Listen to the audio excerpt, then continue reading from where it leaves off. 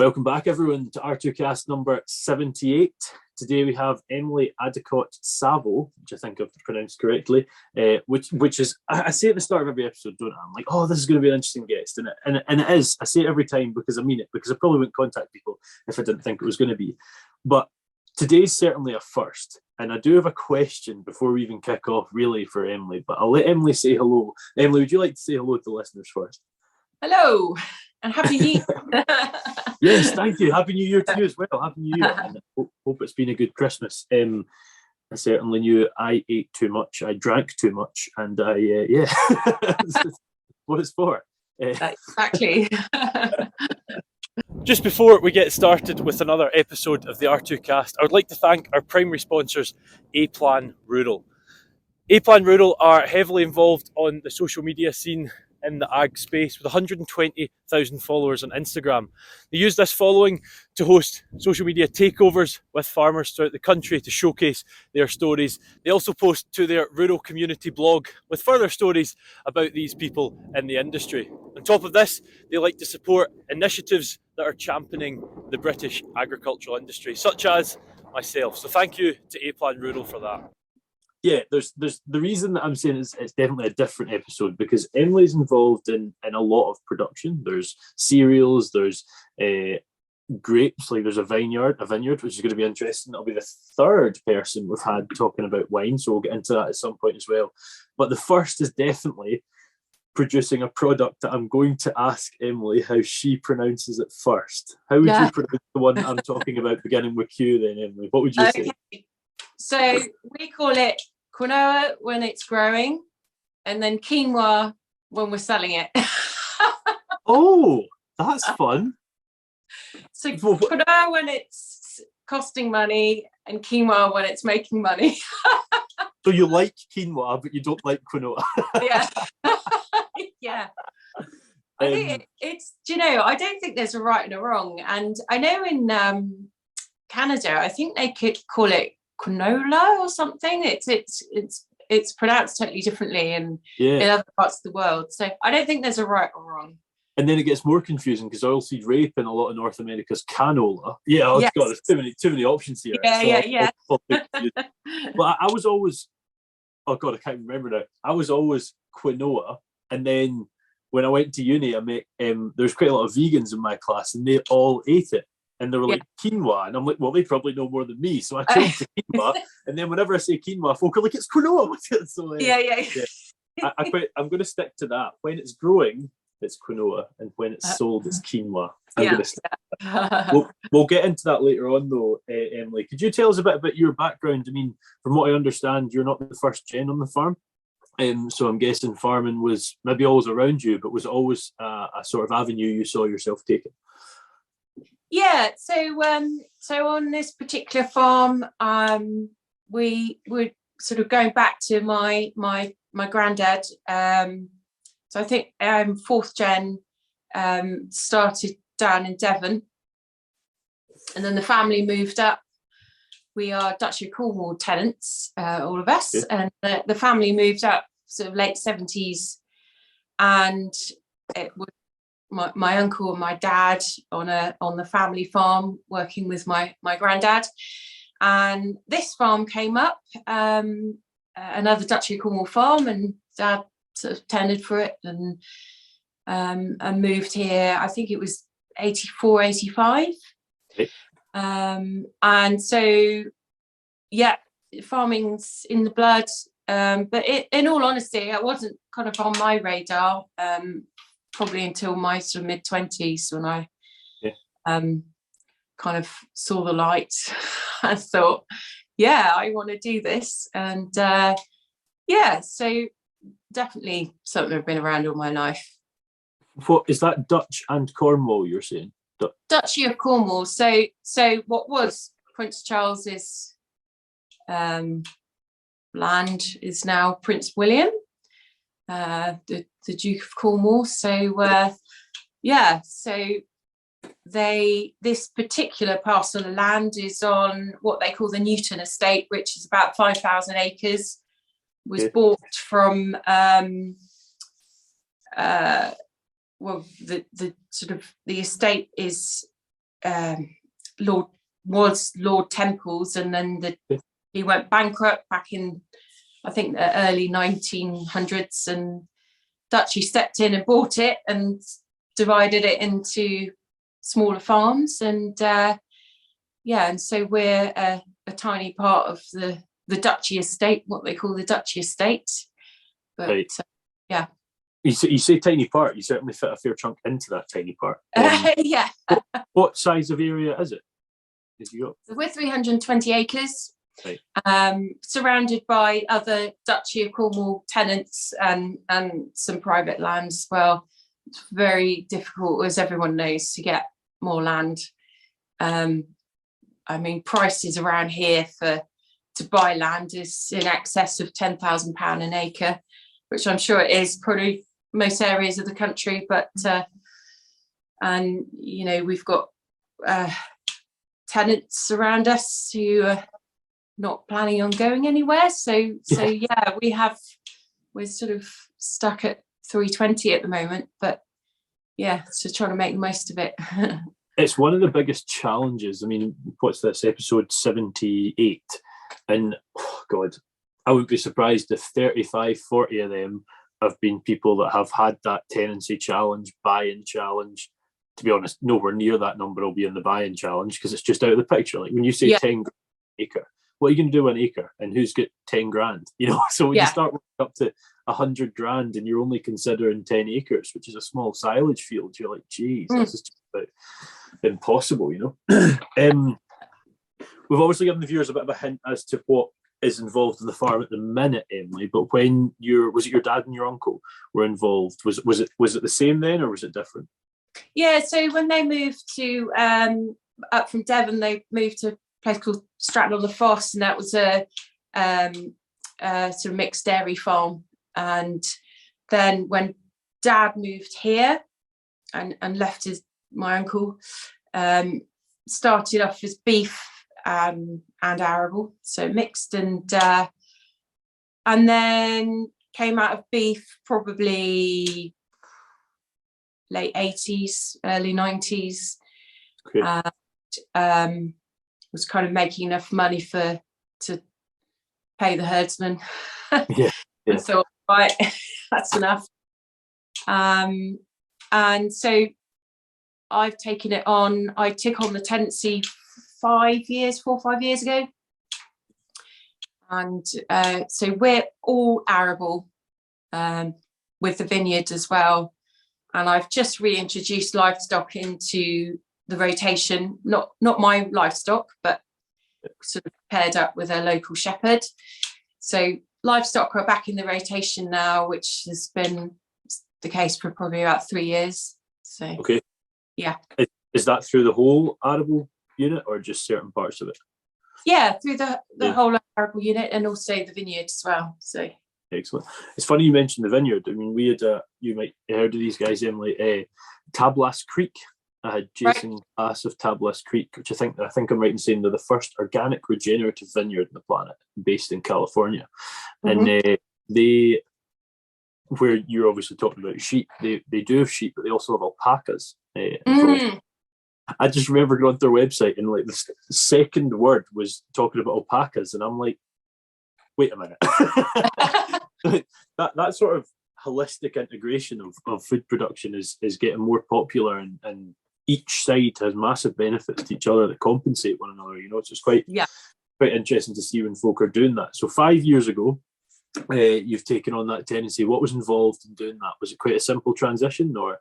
Actually, the Duchy were very good. That was we've got there's certain requirements that are met. So one is that you've earned 100% of your income through the farm. Okay. So you can prove that your income has been through the farm of those 5 or 7 years that you've taken it on or been involved.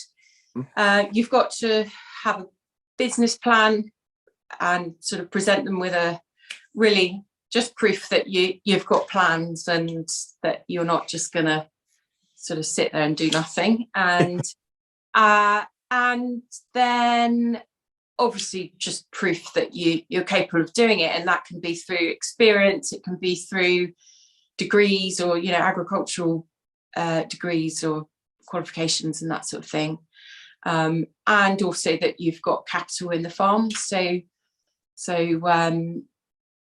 it was a few years of working towards that, and it was quite stressful in the sense that you're always sort of quite conscious of the fact that if you stuff it up, you don't want to stuff it up, right?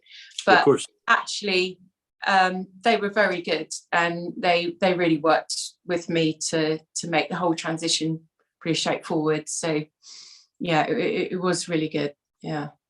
And as we mentioned earlier, you've got cereals, you've got a vineyard, you've got quinoa, whatever we know what we're talking about. What made that be the choice? I mean, it'd be fair to say it's unconventional in the UK, what made that be the go-to?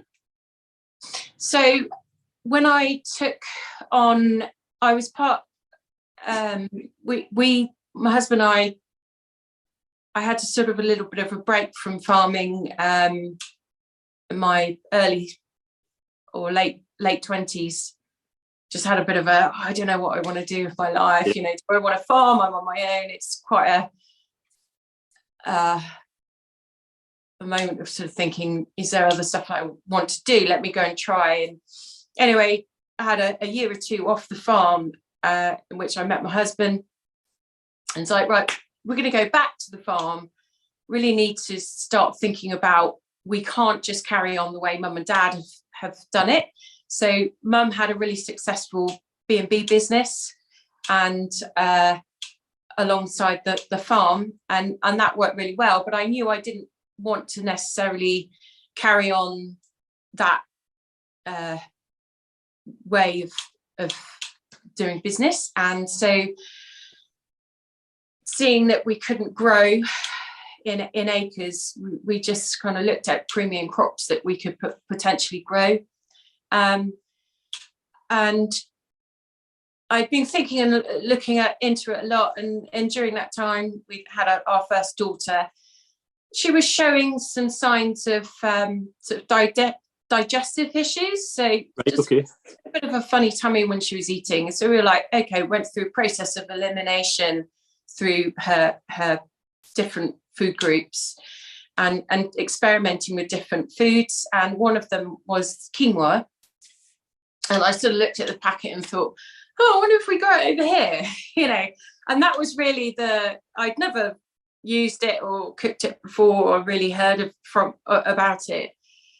And so, and the other one was buckwheat. So I did a trial plot, and I think that was in 2015, or no, 2015. And the buckwheat was really difficult to grow, but the quinoa was pretty good. So really that sort of came from that. And I teamed up with the British Quinoa Company, who are based up in Shropshire, and I spoke to them about potential of contract growing, and then what the agreement that we've got is that I sort of contract grow for them, and then I hold some back for myself, which I sell locally to farm shops and delis and refill shops and that sort of thing. So the idea was really just to find a premium product and tie it in with the local environment, really, in the sense that we're very, very lucky. We're very close to Bath, very close to Bristol, both pretty lucrative cities, very health conscious, very into their local foods. And obviously you've got Bristol, who's a big into their sort of vegan and vegetarian sort of cafes, sort of thing. So yeah, that was sort of like, well, actually, I think we've potentially got a market on our doorstep. So that's really where that came from. So I've got my eldest daughter to thank for that. And just out of interest, was the quinoa good for your daughter, or was it not good for her? Yeah, it wasn't until she didn't like it anymore. I'm sick of this, Mum. Right, that's enough now, Mum. Not every day, you know. For sure. But my youngest likes it, and it was the reason I kind of looked into it was because we were wondering actually if she might be a bit gluten intolerant. So the nice thing about quinoa is it's like a pseudo grain, so you can use it like wheat in the sense that you can mill it or bake it or flake it or just cook it. So it sort of will behave a bit like wheat, but you get the benefits of all that sort of stuff, you know, without the gluten, really. So, yeah. And when one thing I've never considered it, I've just never really looked into it. What is the process in growing quinoa? Is it similar to cereals or is it totally different? Well, it's a spring crop, so we put it in about sort of early mid-May. Plant it around the same time as maize, and really it's a pretty low maintenance. We don't have any pesticide approvals. We wouldn't use them anyway.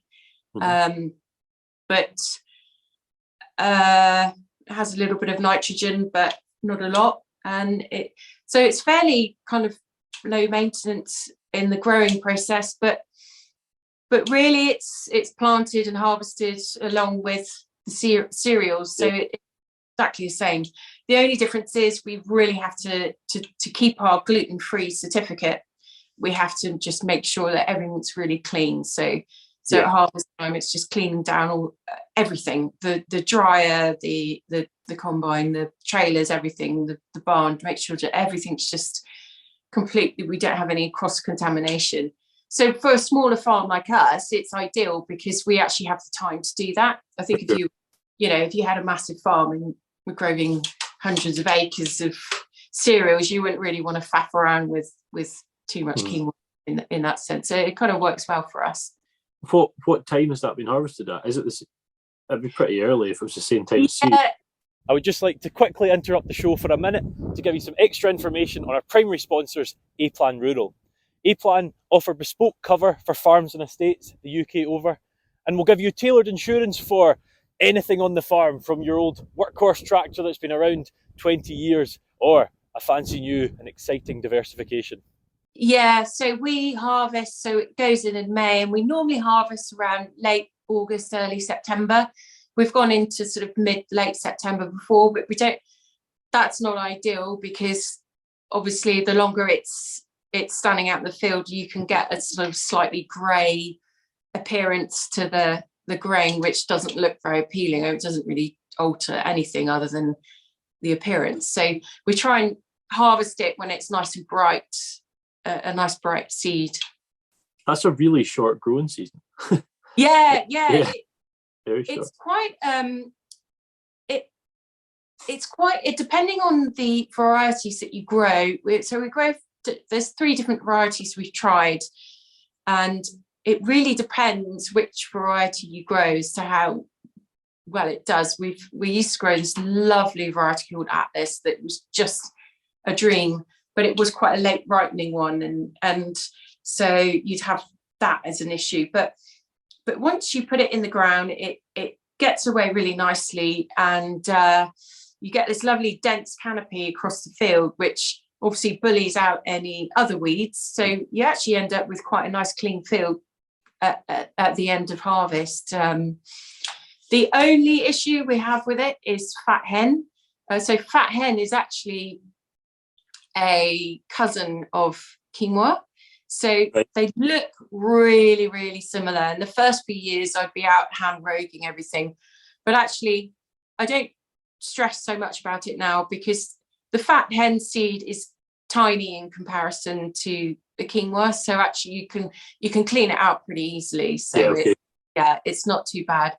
But it just, I think fat hen likes to grow anywhere, doesn't it? But that obviously, that's always probably the biggest problem that we have. But do you put that through like a dresser, or how do you separate them? Is it So it goes and gets clean with a gravity separator and also a optical sorter.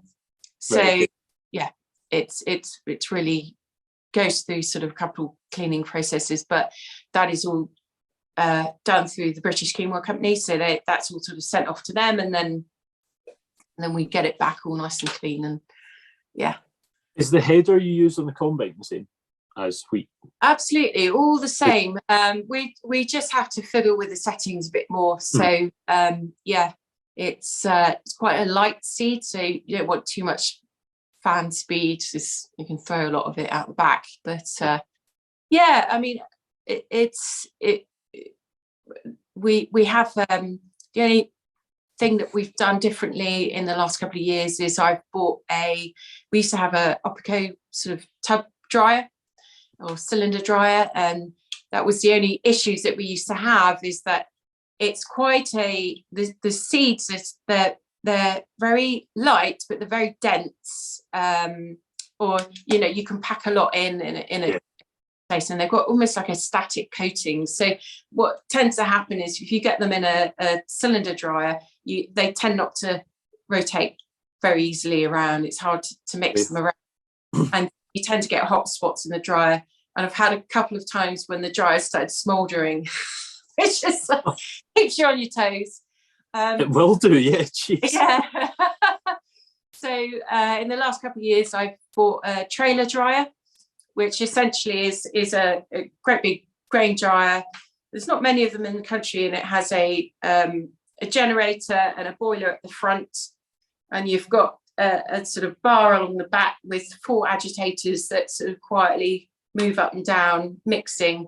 And actually that's worked brilliantly, because it seems to just do a very thorough job. So that's with less risk. So that's probably the only thing that we've changed. And actually, it was sort of for the better, because obviously last year our dryer was on gas, and the trailer dryer now runs through diesel. So I was quite pleased last summer to have got out of gas. But that said, we had a very dry summer, didn't we? So it wasn't too bad. I think everyone did, to the point of almost detriment. Yeah. Yeah. What sort of yield of quinoa do you get? And so for me, a good yield would be about anything upwards of 2 tonne an acre. That's what I'd want, really. But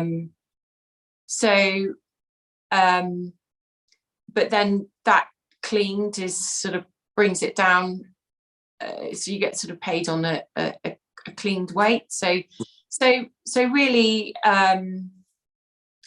yeah, I mean, I think so realistically 1 to 2 tonne an acre would be sort of ideal, but you can, obviously, depending on the year, get a bit higher than that. But yeah. No, but average, yeah. No, interesting. And from I realised I'm not actually going to cover the cereal perspective the way I'm going, because I'm so interested in other ones. Is it wheat and barley you're growing, or oilseed rape, or? Yeah, so wheat, barley, and our break crop is quinoa. And this year we're trying some beans and some winter linseed. We've grown spring linseed in the past. We tried winter linseed this year, and it's all looking good. So for some reason we've just got a lot of break crops in this year. So I was trying not to have all my eggs in one basket. I don't like to. A couple of years I've grown kind of about 100 odd acres of quinoa, and they've gone well. But you're always just very conscious of the fact that if you get a bad year, you've got too much in. So I think I'm just getting a bit risk averse as I get older. But I've got a couple of different other break crops just to try and sort of balance it out a bit. I think having them in different places is always good. There's the sort of, I think it was, who was it? Farmer Luke Ablett, R2Kast number 74, was like, sometimes you want to put everything into one and you're like, it'll go well this year, but you never do it because it's just too high stakes. I know. Yeah, it's great if you can pull it off, but Yeah, Yeah. that's it. It's Yeah. one of those ones that could mean you could take on another farm, but there's also the probably bigger chance that it means you might have a problem keeping the current one. Yeah. Yeah, it's a big gamble, a big gamble. I can't remember at the minute. Is the wine you produced Minerva? Is that right, Minerva? Yeah, that's right. So that's our first vintage is Minerva wine. Yeah. Yeah, we planted that 2015, and so it's still maturing, and we got our first vintage off it in 2019, and those bottles are now for sale, and we've sort of did a bit of a soft launch last year, and so I manage the vineyard on a sort of day-to-day.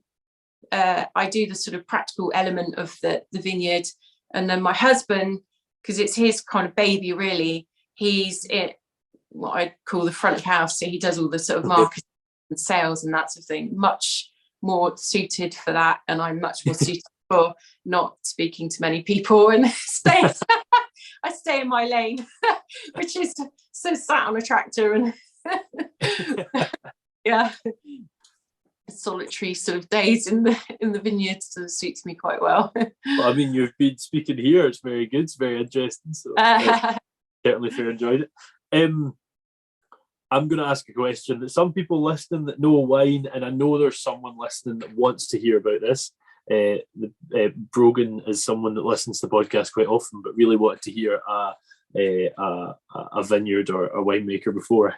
Hence my first original connection with that Tablas Creek. So another one here, which I'm sure she'll be very excited about. But I'm going to ask you a question. I obviously know what vintage means, but what is the exact definition of what vintage means in wine? Well, as far as I understand, that is the first your first produce okay, from that year. Yeah, so that's our that's what I understand. I need my husband here.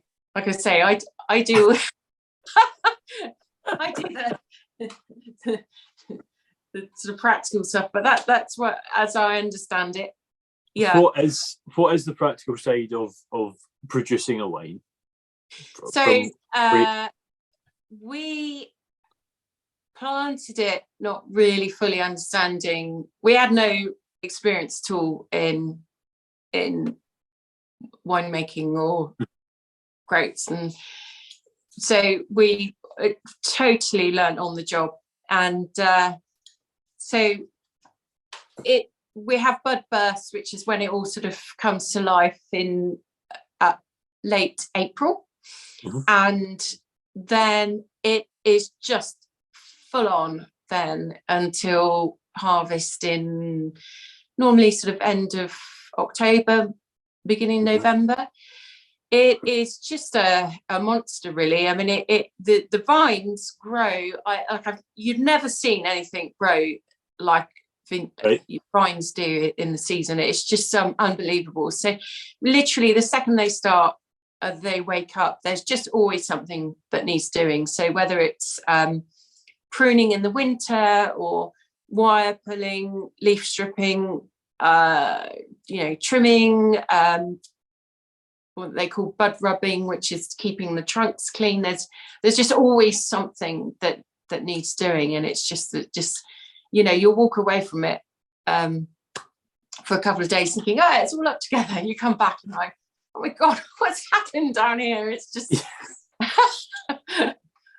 And what is the harvest process? Is it by hand? It's all by hand. So thankfully we have a really excellent team of contractors that we use, and so when it's all getting a bit much and I can't keep up with it, I can call Alexis and he'll bring it down, and they're just phenomenal, and they very skilled workers, most from sort of Bulgaria, Romania, and they just phenomenal work ethic and skill.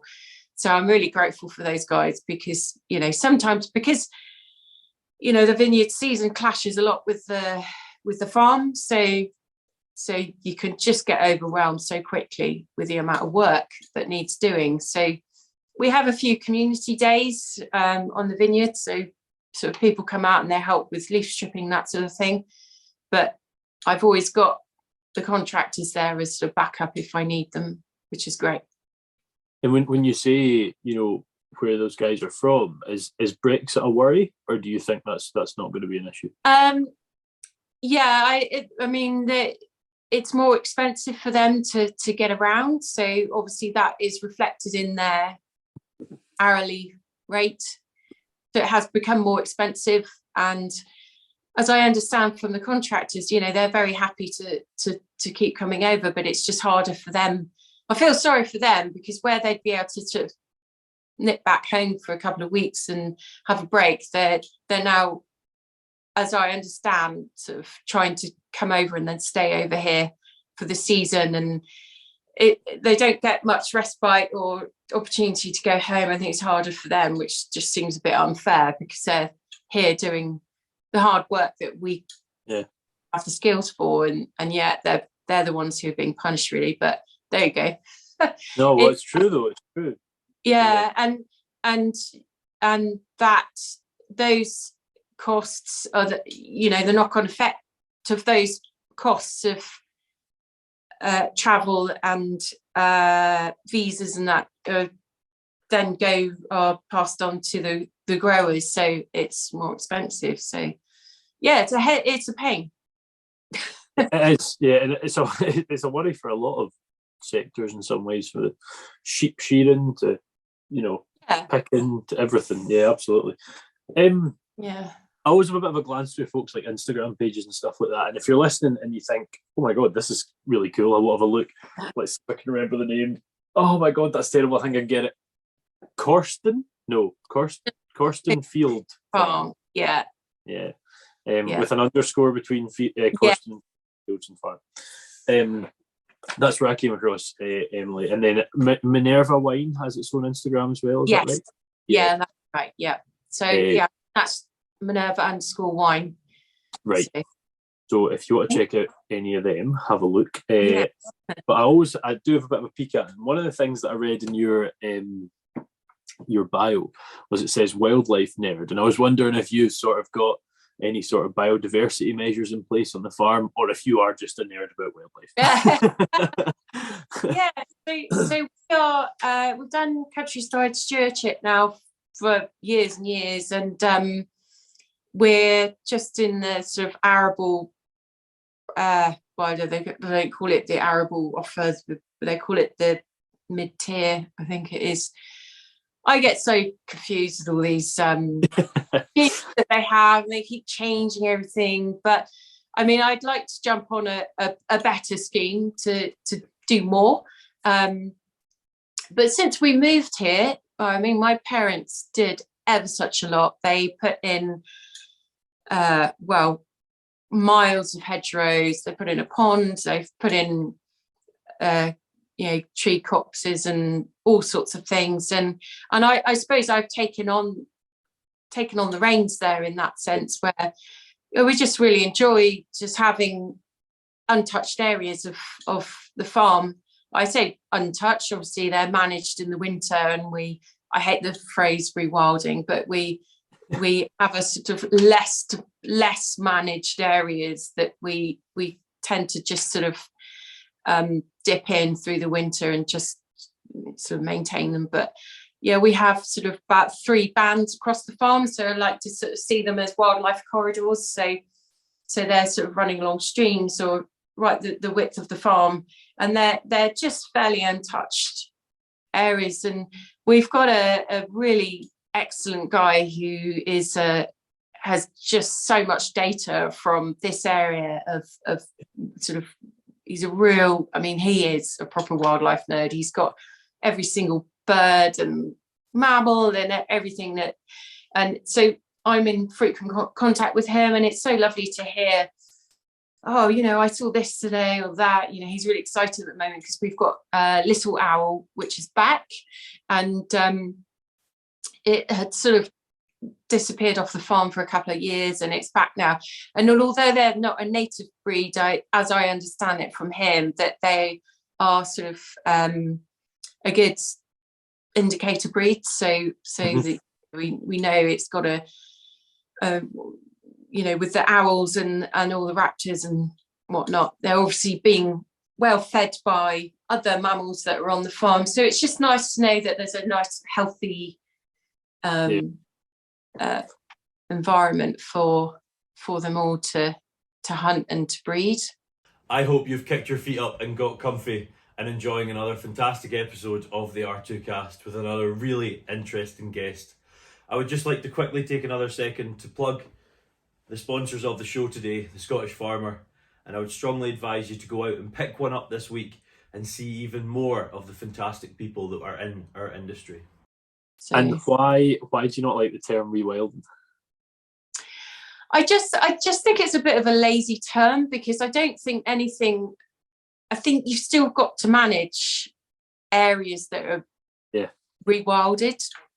They still need some help, and we don't have great wildebeests and wild mammals that are sort of managing the land for us. So you've got to, as a human being, get in there and manage the brambles and manage, just help it along a bit. I just think that the term rewild just can be interpreted that you just walk away and leave it, and you can't do that. It still needs some management and some intervention, No, I agree. I was it's just that I laughed when you said it, because I do agree with the whole, I don't really like the term. I was just wondering if it was. Yeah, I was talking to Jeff of Farm Food Life, and he uses the term passively managed, and I thought, I like that. That's a good one. Some areas of the farm. No, I like that. I like that a lot. Now, you said you were more involved in the. I had one more question about the wine. More involved in the sort of farm side, if you will, of the wine. But how does distribution of the wine work? Do you sell just in the local area? We are at the moment. We've literally just launched, so we're just Ed's sort of getting out to restaurants, and we're selling directly. We've got an online shop that we sell through. But a bit like with the quinoa, really, it's just mostly very local stockists. And it's a very fancy bottle. I had to look at Thank you. Very fancy. Yeah, Ed did really well there. We paired up with a local artist, right? Victoria Topping. She's got some amazing artwork, so it's worth having a look at her artwork. But but absolutely over the moon with it. It really chuffed. But it's like all with the quinoa as well. It's just getting out there and doing it, and meeting people and getting the product out there. It's almost a full-time job in itself. So when you're sort of trying to do the farming and do the vineyards and do everything, it's stretched. You're pretty stretched, and then you're trying to do all these things, and it all takes time. And that's the beauty of social media, is that actually you can plug away. I'm hopeless at selling, but you can plug away, and people get to see what you're up to and see that what you're selling, and it's a good platform for getting your name out there. And definitely, it is a great platform. As you say, it's not for everyone. It's not the easiest thing in the world to sell things, but there's a lot going on. Staff wise, is it just yourself and Ed, did you say? I think. So my dad, bless him, is retired, but like every other retired farmer, probably works most days. I don't know what I'd do without him, actually. He's just brilliant. And then I've got, so my parents live on the farm. They live at the end of the drive in the farm cottage, and so sort of mum helps out with the kids, sort of steps in when I need a bit of childcare. But so Ed's sort of office based, I guess, and then it's sort of dad and I, and we've got a local lad who comes and helps a bit. But I mean, I love to be in a position where I had somebody a bit more full time, but it's just so difficult first of all, to find people, but also I think for us, our work is so seasonal that actually it's finding work for people through the quiet months.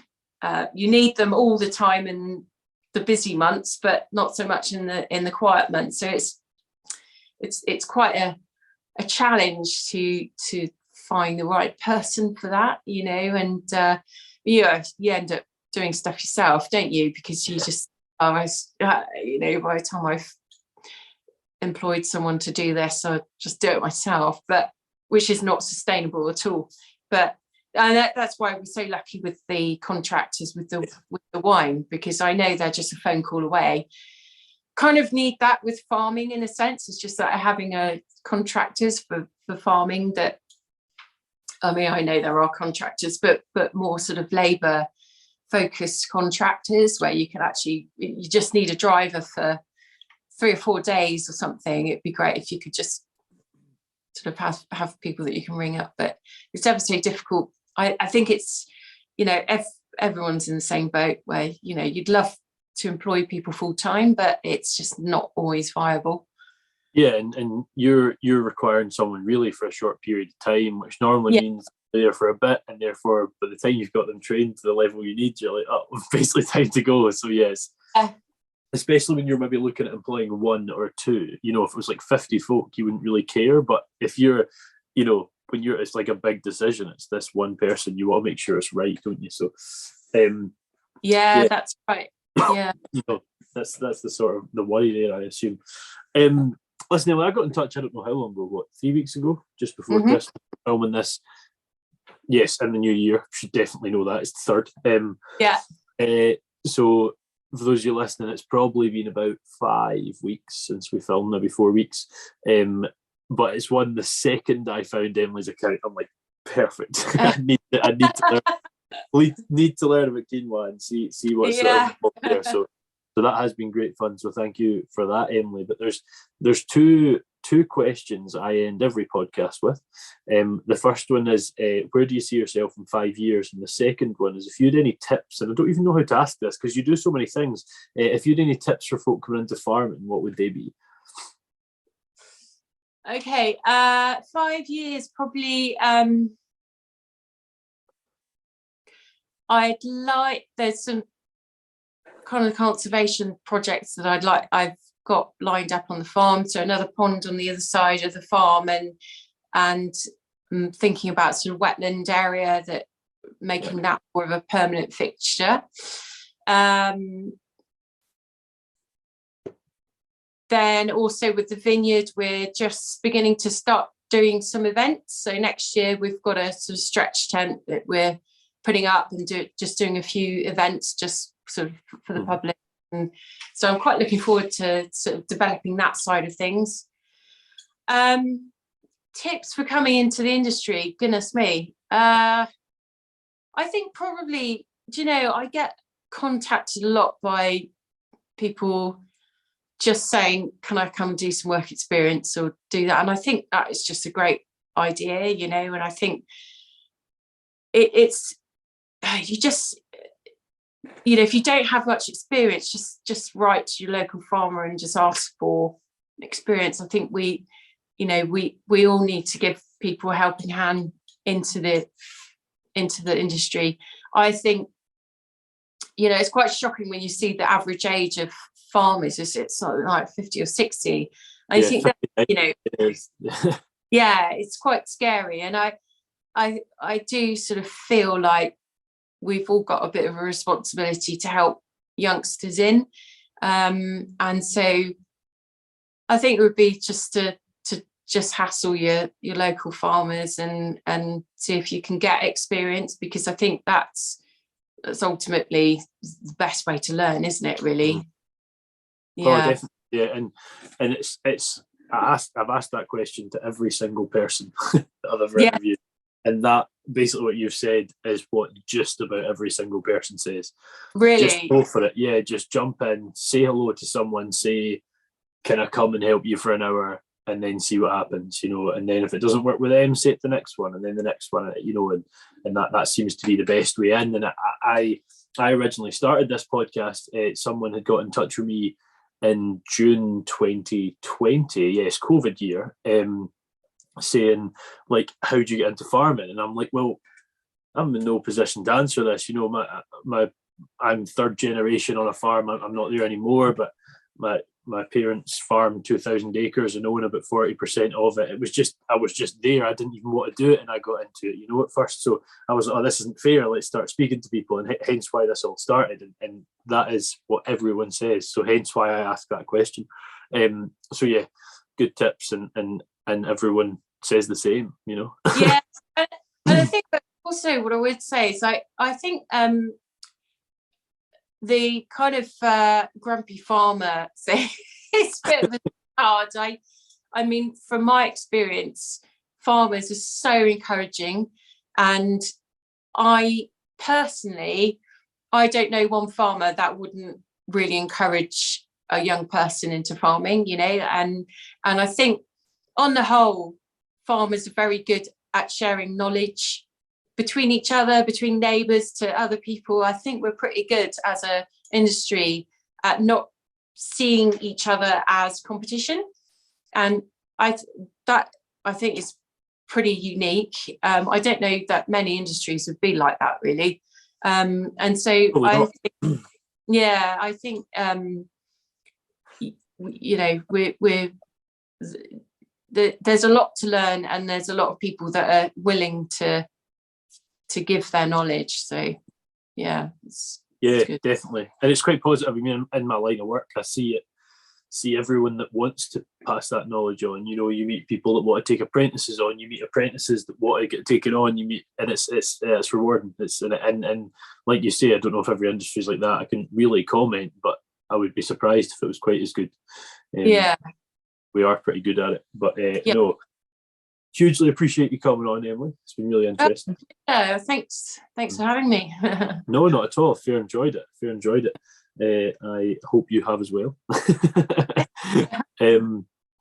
For those of you listening, I'm sure you will have enjoyed today. Obviously, last week we had Ben Cross of Crosslands Farm in Brighton talking about Alstroemeria. So in the last 2 weeks, we've had Alstroemeria, a flower. I'm really not up on that side of things. That was a first for me. And today, quinoa. So we're really sort of going outside the box, both in the UK, which is also very cool. Not next week. Well, yeah, next week we'll have Bizza Walters, who you may recognise from Adventures of a Shepherdess on Instagram. And on Monday, before Bizza, we've got another group podcast with Jane Craigie Marketing up in Scotland, a company started in 2004 from memory, trying to sort of market rural companies in the rural sector, funnily enough. And Jane's original plan was to not really have any employees, and now 18 years on, she certainly does, with quite a large client base as well. So that was a really interesting one. You mentioned marketing throughout, Emily. This was sort of how you can market a company. So maybe if you're starting a business or you're wanting to get your word out there, that's a good one to listen to, which will be 79. But we'll see you on Monday for that, and we'll see you next Friday for Bizza. Thank you very much, Emily, and thank you for listening, everyone, and we'll see you next week. I hope you've enjoyed another excellent episode of the R2Kast. I just want to take this moment to quickly thank our primary sponsors once more, A-Plan Rural. If you follow A-Plan on social media, you'll see the work they're doing to really promote British farming and back our industry. It's been a pleasure working alongside A-Plan Rural so far, and long may it continue. The values of A-Plan Rural runs perfectly in line with the whole mantra of rural to kitchen, and I'm glad to have them on board. Check them out on Instagram at A-Plan Rural and on Facebook at A-Plan Rural Insurance. See you for the next podcast.